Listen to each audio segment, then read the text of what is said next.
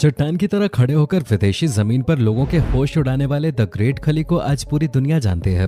शुरुआत में जब खली ने रेसलर बनने का सपना अपनी आंखों में बसाया तो हर कोई उनके इस सपने पर हंसता था, लेकिन जब इन्होंने WWE जैसे प्लेटफॉर्म पे कदम रखा तो दुनिया बस इन्हें देखती रह गई। पर इनकी पॉपुलैरिटी की वजह सिर्फ इनकी कदकाठी ही नहीं बल्कि इनकी फाइटिंग स्किल्स भी हैं, जिस वजह से जब ये दुश्मन के सामने खड़े हो जाते थे तो सामने वाले के पसीने छूटने लगते थे। पर वो कहते हैं ना कि हर समय एक जैसा नहीं होता। जिस तरह खली ने कामयाबी की बुलंदियां हासिल की, ठीक उसी तरह बदनामी के अंधेरे ने भी इन्हें घेर लिया था, और ये तब हुआ जब इनके हाथों एक रेसलर की मौत हो गई। वैसे तो इस मामले को दुनिया से छुपा कर रखा जा रहा था, लेकिन जब ये लोगों के सामने आया तो हर कोई हैरान रह गया। अब ये कैसे हुआ, कब हुआ, ये सब कुछ जानने के लिए वीडियो में अंत तक जरूर बने रहें। दोस्तों, आज की इस वीडियो में हम आपको खली की जिंदगी के उस काले सच से रूबरू करवाएंगे जिसे किसी ने नहीं देखा है। लेकिन उससे पहले हम आपको ये भी बताएंगे कि स्कूल जाने तक को मोहताज रहने वाले दिलीप सिंह राणा आज पूरी दुनिया में द ग्रेट खली के नाम से जाने जाते हैं और खुद का रेसलिंग स्कूल भी चलाते हैं। 27 अगस्त साल 1972 ये वो तारीख है जब हिमाचल प्रदेश के धीरैना में दिलीप सिंह राणा का जन्म हुआ। इनके जन्म के वक्त किसी को भी ये अंदाजा नहीं था कि अजीब सी कदकाठी वाला ये बच्चा कितने बड़े कारनामे कर जाएगा। 7 भाई बहनों में जन्मे दिलीप के परिवार की आर्थिक हालत बहुत ही ज्यादा खराब थे। इनके पिता गांव में किसानी का काम करते थे और किसानी से ही इनका घर चलता था। लेकिन एक बार जब बारिश की वजह से इनकी पूरी की पूरी फसल उजड़ गई तो इनकी जिंदगी में और भी ज्यादा आर्थिक तंगी आ गई। हालात यहाँ तक खराब हो गए थे कि पिता के पास अपने बच्चों के स्कूल की फीस भरने तक के पैसे नहीं थे। आज के समय में तो हमारे लिए 2.5 रुपए मिट्टी के बराबर हैं, लेकिन दिलीप सिंह राणा की जिंदगी में ये 2.5 रुपए बहुत अहमियत रखते हैं, क्योंकि 8 साल की उम्र में जब इनके पास अपने स्कूल की फीस जमा करने के लिए 2.5 रुपए नहीं थे तो इन्हें स्कूल से बेइज्जत करके निकाल दिया गया था। उस बेइज्जती का दाग इनके गिरेबान पर ऐसा लगा कि इन्होंने पढ़ाई छोड़ने का निर्णय ले लिया। इतने सारे बच्चों के बीच पैसों के लिए अपमान सहने के बाद दिलीप को ये लगने लगा कि पढ़ाई लिखाई तो सिर्फ एक दिखावा है। दुनिया इज्जत तभी देती है जब आपकी जेब में पैसा हो। यही वजह है कि इस बेइज्जती के बाद दिलीप सिंह राणा कभी भी स्कूल लौट कर नहीं गए और इन्होंने ये ठान लिया कि अब ये अपनी जिंदगी में ज्यादा से ज्यादा पैसे कमाएंगे।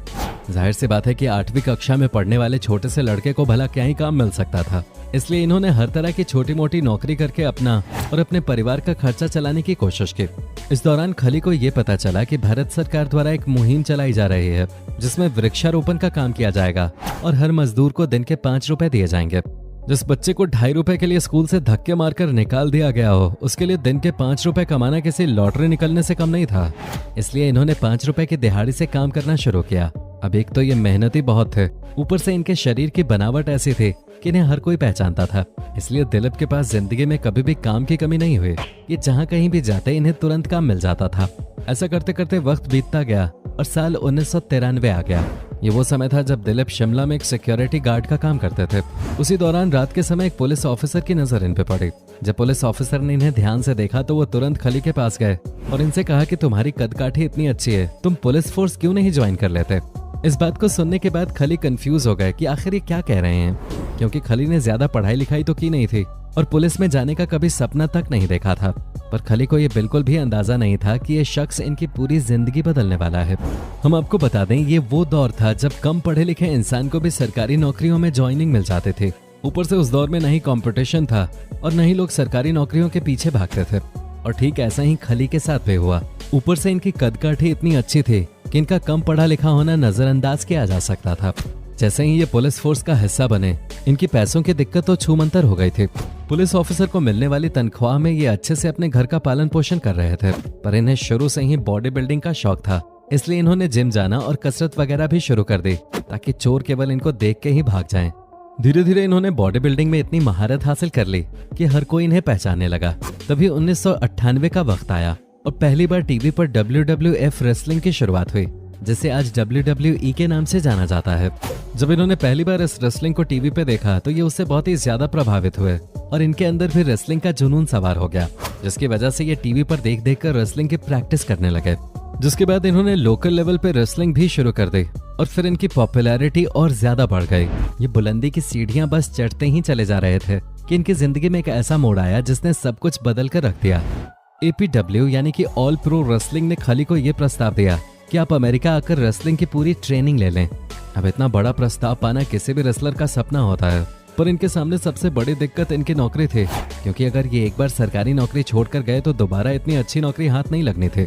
ऐसे में अगर रेसलिंग की दुनिया में इनका सिक्का न चलता तो इन्हें वापस से बेरोजगारी की जिंदगी जीनी पड़ती।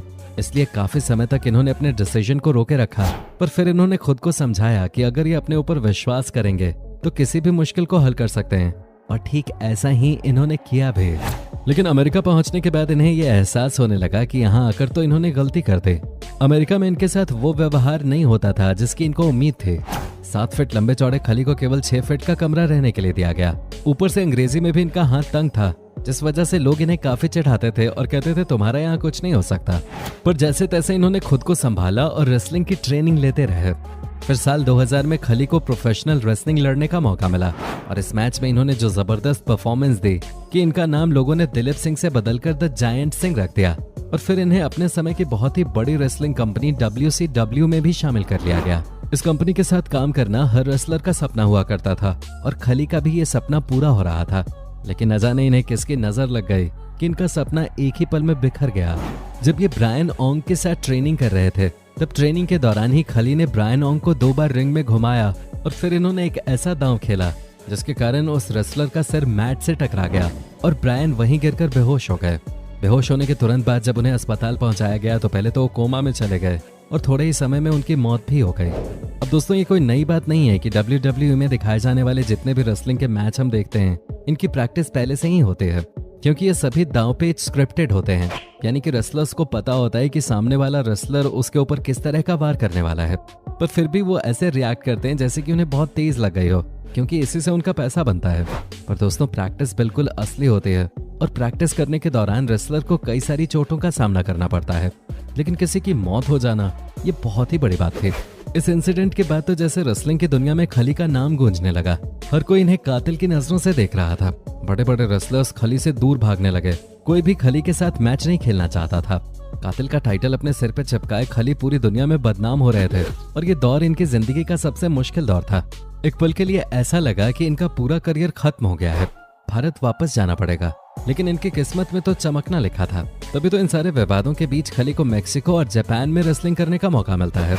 लेकिन कहानी में असली ट्विस्ट तो तब आता है जब खली के हाथों मारे गए ब्रायन के मौत की जांच पूरी होती है, जिसमें ये पता चलता है कि ब्रायन रेसलिंग करने के लिए बिल्कुल भी फिट नहीं थे। अगर इनके ऊपर हल्का सा भी प्रेशर पड़ता तो ये मर सकते थे, और ठीक ऐसा ही हुआ भी। खली ने तो अपनी तरफ से हल्के हाथों से ही वार किया था, लेकिन ब्रायन का शरीर उस हल्के से वार को भी झेल नहीं पाया और वो मर गए। इस पूरे कांड में खली की कोई भी गलती नहीं निकलती है। अब इस पूरे मामले से खली को क्लीन चिट मिल चुके थे, जिसके बाद खली ने कभी भी पीछे मुड़कर नहीं देखा, और इनकी जिंदगी में वो वक्त आखिरकार आ ही गया जिसका इंतजार खली को बरसों से था। जिस WWE को देखकर इन्होंने रेसलिंग करनी सीखी, उसी ने इन्हें साइन कर लिया, और फिर ये WWE के लिए मैचेस खेलना भी शुरू कर देते हैं। काफी लंबे समय तक इन्होंने रेसलिंग की और भारत का नाम भी रोशन किया। यहाँ तक कि इन्होंने रेसलिंग के साथ साथ हॉलीवुड और बॉलीवुड फिल्मों में भी काम किया, और इस समय वो CWE नाम की रेसलिंग अकेडमी भी चलाते हैं, जो कि पंजाब में स्थित है। दोस्तों, आपका द ग्रेट खली के इंस्पायरिंग लाइफ के बारे में क्या कहना है, कमेंट में जरूर बताइएगा। और इसी तरह के वीडियोस को देखते रहने के लिए चैनल को लाइक, शेयर और सब्सक्राइब करना बिल्कुल भी मत भूलिएगा। धन्यवाद।